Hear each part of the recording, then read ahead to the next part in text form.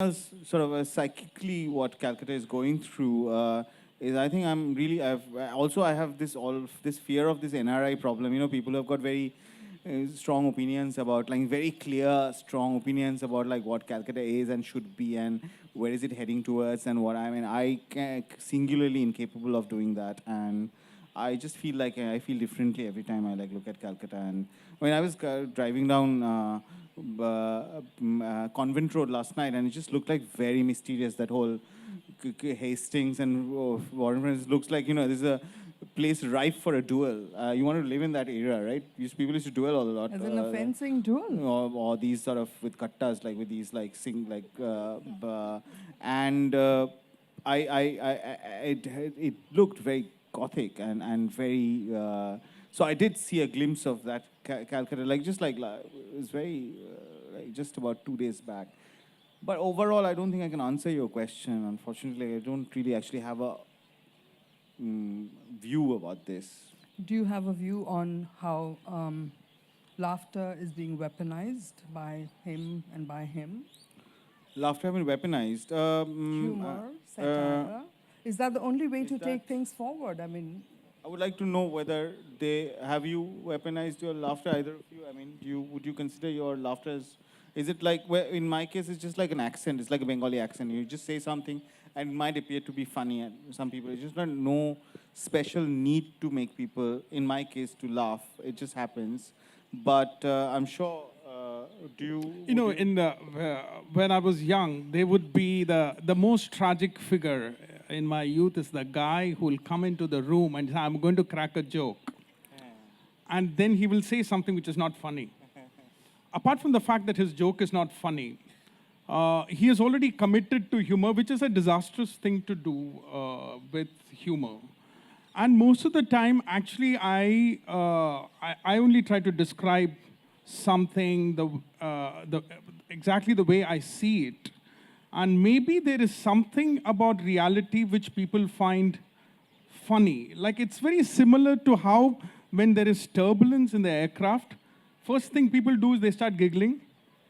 And of course, when the turbulence increases, people stop laughing. But the first reaction to seriousness is somehow through laughter, which is a very strange, but people actually do laugh about anything to do with darkness, death. You know, there is an area which, maybe laughter is also a form of seriousness, you know. Absolutely so. I mean, look at your book.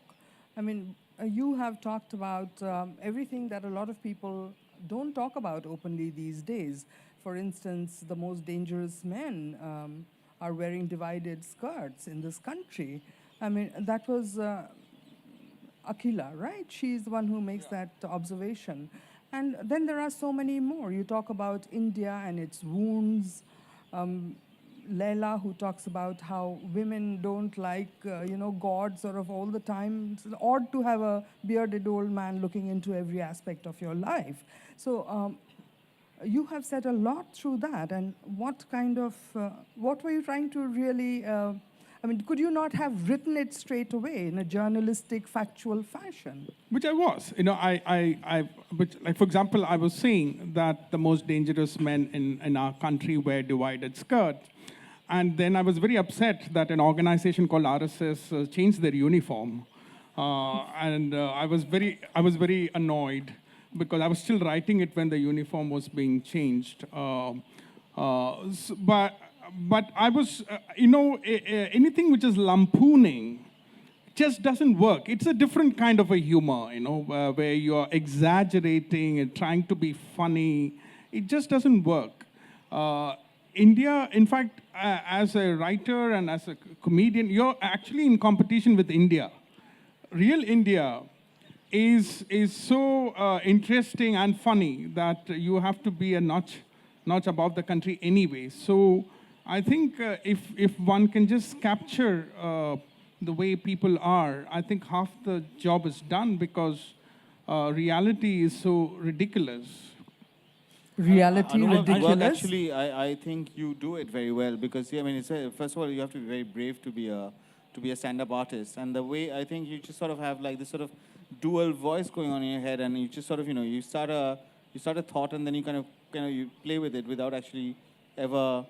But you don't have, this is the thing what Manu is saying, which makes a lot of sense. If you try to be a comedian in India, if you say, I'll say something funny, you're reducing it. Absolutely, yeah. Reality is so much better. Like you're reducing it. Like if, for example, like you can't spoof Arnab. Like what can you do that's better than what he's doing? Like he's doing your job for you, right? Like so what, like 3 days ago he did an interview where the person he was interviewing didn't get a word in. It ran for 4 minutes. We only heard from him. He said good night. If you wrote a comedy sketch, people would not film it saying, ye to believable nahi hai. Whatever. Someone in Bombay will tell me that. So what can you do? Like there was one of the news channels, I won't name, because I don't want to die, remember when PVS Sindhu was winning that badminton thing? PVS Sindhu was a badminton, I know we have very Yes. short memories, we keep forgetting. Of course, the badminton champ. We're in Calcutta, so everyone would say PVS Sindhu statistics and all people. She was winning. One channel, a news anchor decided to read the news while playing badminton. No. Yeah. Rahul Kanwal on, I didn't mention this. Oh. It's not being filmed, so. Rahul Kanwal, what channel was India Today? He was full badminton, playing badminton, and giving you news like today, Lalu Yadav. In the studio? In the studio, Oh They- my with a goodness, whole I badminton missed net, it. whatever they call it. the Okay. thing. Now, what can you do? I saw that and I said, this guy's taking work from me. Like, what can you do? You know, I'll tell a joke. Like, what could I write that is better than what that Uber driver said? I tell you. Most of the time when I work with comedy people I like, who are generally very normal people in life, I work with Kunal Rai Kapoor a lot, Kunal Khamra a lot. These people just observe, write down stuff, and steal from the nation. Like other countries, I've been working in other countries, you have to work on jokes. You have to work on jokes, right? Like, I was on a flight just now, SpiceJet pilot said, ladies and gentlemen, our co-pilot is missing. What? Some issue. He had some health issue. What, were you already flying? No, we hadn't taken off. We're co-pilot. But then he just added, but Mrs. Lakshmi is coming. He didn't say Mrs. Lakshmi was a co-pilot. Oh my goodness. So we're waiting there. An old Tamilian gentleman sitting next to me, he looks at me and said, she must be someone. What can I do that is better than that? Right? So all we have to do is just shut up and listen. Like, I think then half our job is done, right? So shut up, listen, don't talk, and go on stage. Does it get you into trouble? Have you got into trouble for what you've said in jest, as it were? I mean, I know Manu has, I don't know how it is for different kinds of writing, but so all comedians get into trouble for different things. So when this question gets asked at panels like this, most of the time it's, have you got in trouble with Modi, Ambani, Mamata Banerjee, this sort of thing. I mean, I've done a show for Mamata Banerjee, in front of Mamata Banerjee, no problem. I've done a show for Trinamool, in front of Trinamool, no problem. I've done a show for Modi, in front of Modi, no problem. I'll find out later, but right now, no problem. I've done a show for all the rich people, whatever, no problem. The problem happens when in areas you're not expecting.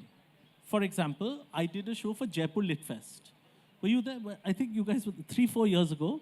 The garden like this. And it was Rambagh Palace, Jaipur. The wall was shared with Vasundhara Raje's bungalow. Okay. There's no stand-up, very mild stand-up, standard. So she was not home, but her family were being disturbed.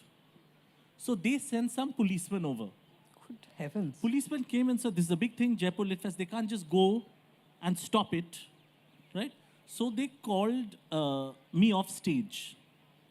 And then he said, the policeman said, sir, aap jo bhi bol rahe hain, thoda dheere bol sakte hain. I said, okay. So next day, there was a headline that says, comedian, removed from stage for terrible content. And it wasn't content related at all. It was just the that volume. guy who was going to get a firing from his boss, Okay. who just had a volume issue. And he said, this is what is great about India. So I was off stage somewhere there in a mic. Right? He said, bole. And then I was saying, hello, good evening. Thoda aste. Good evening. Haan, ye chalega, jai. Again, I'm telling you exactly what happened. You know, like people say, do Indian comedians work on jokes? I think the best of them have a great ability to observe, just like, I mean, Sarnath was saying that he, his observation of Calcutta is not colored through an NRI lens, but there are characters in Sarnath's stuff that I can look at and say, I went to school with that guy. Some uncle who's complaining about some neighbor, some boy who's obsessed with detectives. I'm reading his book, and I know each of these people. Now, he could be writing them in Berlin, but... Now, one M. Banerjee will replace the other, which has a session there. You can. Oh, no, seriously. Yes. I'm that much in demand. Yes, yes, yes. Again, quality stuff. Sorry. Won't get this anywhere else. Sorry, Quality it's all to do stuff. Yeah, with... this is like a... No, we are trying to keep a 3-2 balance between the non-serious men. Just fair enough. Yeah, guess who will show up here next? But thank you, Mala. That was great. It was great speaking to you all. And I'm missing it's all the been a pleasure. inside jokes. Yes. Mamata Banerjee, third.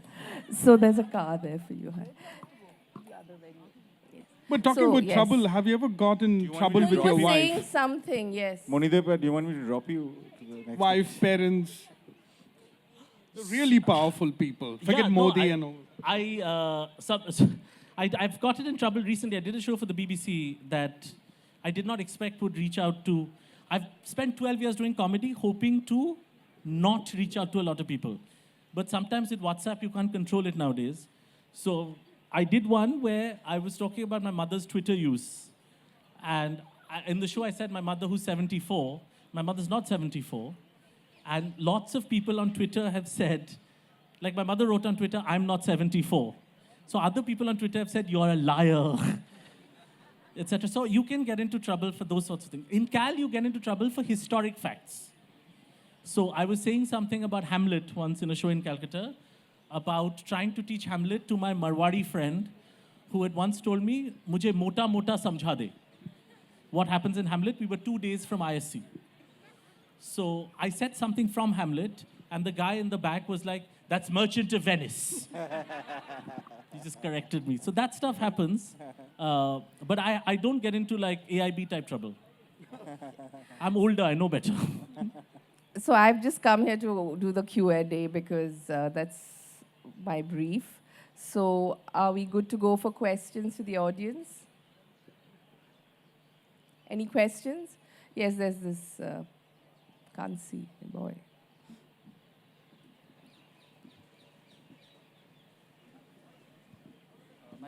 My name is Raj. My question is to Anuvab. So you do shows in Kolkata with many of the shows goes with when you have audience, non-Bengali audience majorly. So is it good for you or is it bad or neutral? Because isn't every metropolitan city ought to have audience and people of different backgrounds? 100%. I love it. I did an entire show for Kalamandir in August, which was a full Marathi audience. And they laughed at, not being intellectuals. Like, I remember there was I was very scared of this one joke, very, very scared. Because it's a real incident. A friend of mine said, Anuvab, The others weren't. Sorry? You're saying this is a real incident. It's a real incident. Where Marathi friend said, my wife and I want to learn what it's like to be an intellectual. Because, you people always talks about books, music, you Bengalis are obsessed with literature. So I said, watch Shima Baddho by Satyajit Ray. I said, watch it. It's a good film, good starting point. It's about a shoe company. Enjoy this movie. And he watched the movie, came back, he said, अच्छा था. But पूरा film, मेरा DVD कुछ खराब था, black and white में आ गया. I was scared of this one. I was scared, right? This is a real joke. This is an invented joke. This didn't really happen. But I was like, Kalamandir, full Marathi, should I do it? And they loved, and they took it seriously. Why one guy after came up, he didn't realize it was a joke. He said, I've watched Shima Baddho. And I was like, okay, so I'm not in trouble. So they weren't like, hey, you're making fun of us. Well, actually, by and large, the country has a great sense of humor.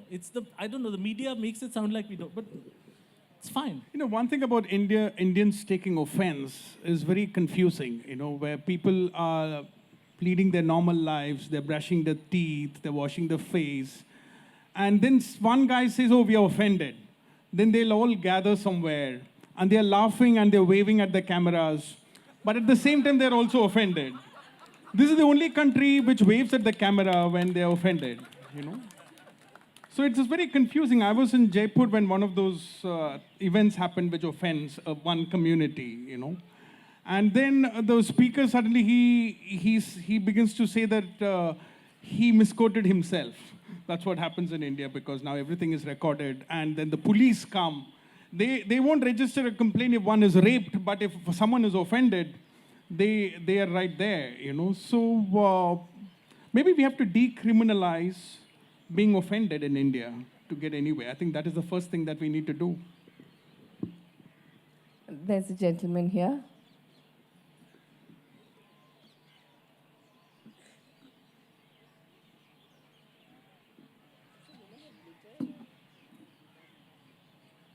What? It's a long... Gentlemen, do you think that in this era of WhatsApp, we have lost sense of humor? Is WhatsApp responsible for all ills, including this loss of sense of humor? Humor, yes. Well, I can tell you, sir, in the era of WhatsApp, I've lost money. Because jokes are going around, so no one has to come to the shows anymore. But I don't know if we've lost our sense of... It's spreading, no? It's spreading. You think, Sarnath, any take on this?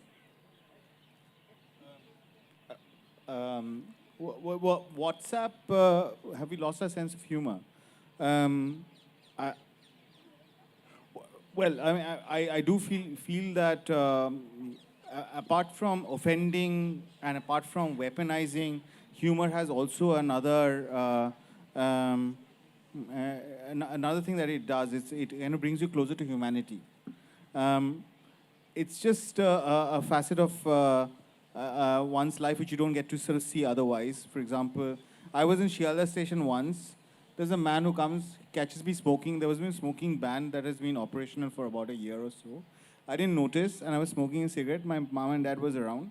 And this man comes and he, I said, Dada, eta ki hocche? I said, well, I'm smoking a cigarette. He said, eta janen na? And then he kind of threatened to take me to the RPO. So I tried to bribe him. I gave him $500.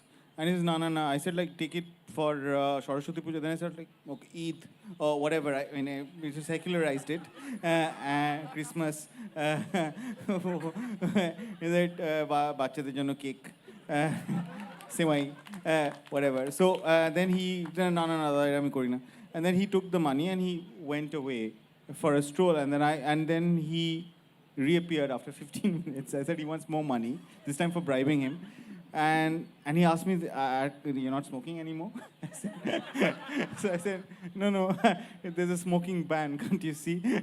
And then he tells me to come to one corner, and I go to the corner. I thought he's going to ask for more money. And he takes 300 rupees out and says, Dada, beshi diye diyechen. So $200. So this is, you've given me $200 too much. I got it. Yeah. So, you know, it's just a it's reportage. It's not like trying to make anyone it's not trying to be funny. It's just reporting an incident. So in that sense, when the question was asked whether Calcutta has become funnier, can they laugh at themselves, I really don't know how to answer that question. But so similarly, WhatsApp, whether it has made us more funny or humor has left us, we don't know actually. I mean, I at least don't know. I mean, maybe. No, I have a confession to make. It's not a question. I should admit now in Calcutta. So I steal a lot from Sarnath. I never used to write much about idiosyncrasies of Calcutta. It was too close to home. But then I read Corridor and then Barn Owl. And I saw the way Sarnath used to observe. I don't know where you were living, Berlin, Brazil. I don't know where you were living. But your sense of observation of Bengali nuance. A detective who's obsessed with some criminal's hand, or someone who's just obsessed with mutton, egg, chicken roll, or what. Like, and I said, oh, this is, so there's mass theft. Like, I have basically loved his work and said that, oh, it's possible to observe people and their idiosyncrasies as a comedic mechanism, right? Like, it exists in graphic novel forms, it exists in full novels, but I think art forms steal from each other. You know, so when people say, do you write jokes? Or when they say comedians write jokes, or, you know, do you write comics? I think we get obsessed with a topic. Like, for a long time, I was obsessed with Sarnath, who'd done a series on criminals who were in Lal Bazaar. They were criminals, some of them foreign, who were kept in Lal Bazar prisons, and he'd done drawings of them. And I thought that would make a great comedic thing if I could just write about criminals. But I think one form steals from the other. Comedy steals from graphic novels, steals from novels. I mean, I'll read something that So you're right at the bottom of the food chain then. Oh, yeah. The comedians are at the bottom. Like, Manu will write something about the New York Times about how Indians behave. And then I'll look at something at an airport and think, that's absolutely right. And then you'll steal that anecdote in the airport and use it for shameless profit. Okay, there's a gentleman there. We'll just take maybe 2 more questions together and then wind up the session. I think Manu might be a little nervous by now. No, not at all. No. Yes, Hello, please. hello. If you could please stand, we can't see you against the glare. Here is a question for Anuvab, You look like very smart and very courageous. So here is a humor for you. Do you have the courage to float any humor or any jokes in front of your wife about any irritating things of her? No. Okay, that was short, so maybe another question. So are wives the last resort of every humorist and any humorous piece? Manu? Manu kind of doesn't do that. Mine was a complex question, very abstract question, but that was... But Sarnath said mother-in-law, which is... Mother-in-law is the other frontier, the go-to person. Yes, any other questions? There's a lady here. If you could just stand them. Okay, okay. Any questions? Okay, so now I think to Stand-up conclude... comedy has changed also, transformed. They've been like really good observers of like the human condition. I don't think they call themselves stand-up comedians anymore. They're more like sort of, performance stand-up artists and stuff like that. They are not obliged to be funny. This obligation to be funny is a killer thing, and it's exactly like how Manu was saying. And I think one of the strong points of Anuvab is that he just, there's poignance, there's empathy, there's anger, lots of anger in the BBC piece. And I like that. I mean, I think that this is like the tradition that... and Bengal, as you know, Bhola Moira and all, we all have a tradition of Kanu, Kukur Mukho Kanu, Bhola Moira, the whole lot of these Kobials who are like... So he's going to grant this brave young... What was the other thing? Brave what man? Sharp, brave man is a long tradition of...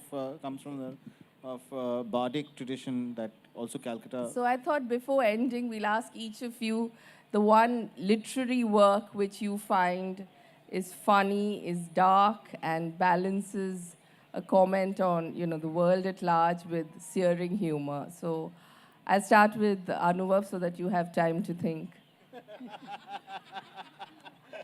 Since you're supposed to be the sharpest. That's really mean. That's... a novel I like? Are we A talking about literary novel I like? work which is funny, which you consider a real masterpiece, but is based on humor. Is Amitabh Ghosh your literary first? His wife is right there. I'm a huge fan. I love the opium and stuff.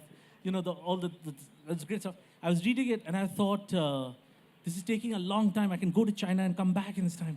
It's taking me a while. And I just thought that the characters there are so serious. They're very serious characters. And I thought it'd be really good if there was some humor in it. So then I started reading it as a funny book. When British officials in China and Myanmar, I started reading it and then I was like, oh, this is really funny. So I think a book that, like for example, Anna Karenina, if you read War and Peace and you can't get through it and you think, what if this was really funny? You start revisiting a classic. I don't know if anyone reads books anymore. I don't know. Maybe 2, 3, Calcutta, everyone reads books. But you revisit a classic. What were the 3 Sea Poppies? Okay, you're not answering the book at the store. You're just going on another little act, yeah. I find Manu's books quite darkly funny, and I enjoy them. I haven't read the last one, unfortunately, but I had a chance to draw something for him once. Was it a bra or something? Bra Bridge or something, yeah. So I was introduced to Manu's work through his second book, and I thought that had all the. And I'm lately just not reading Bengali mostly, and I've discovered Leela Majumdar's work again, and that sort of gentle humor. It's, I think, you have to you must have gone through some kind of Japanese style Zen training to write like that. Just so spare.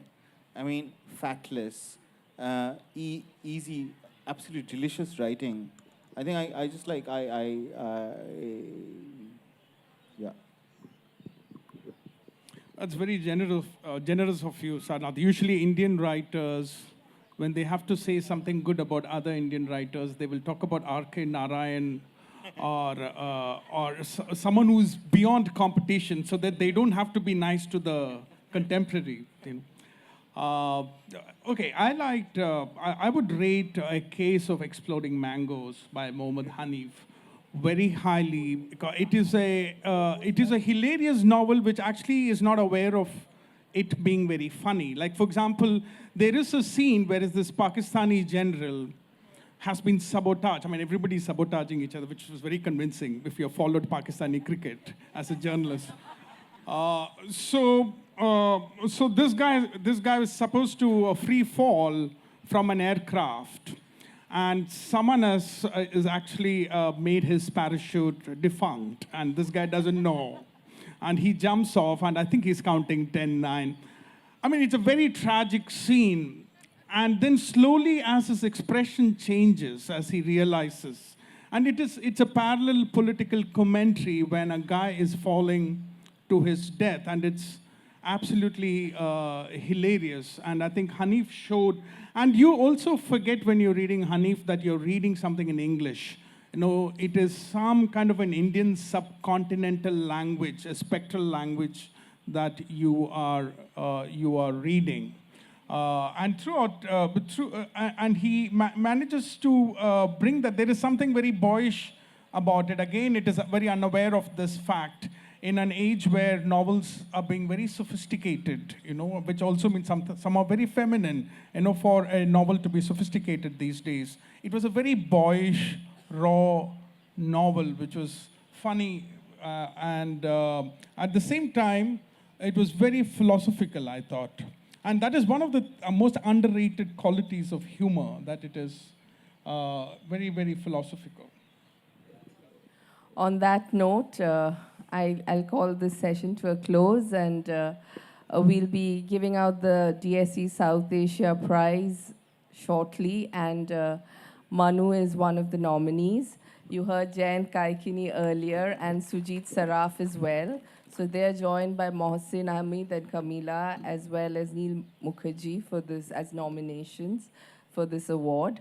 So now we'll let Manu go and bite his nails, and these two gentlemen can give him. Relaxed to you. And these two gentlemen can give all the nominees moral support. Thank you very much, and the stage will be set for the awards ceremony.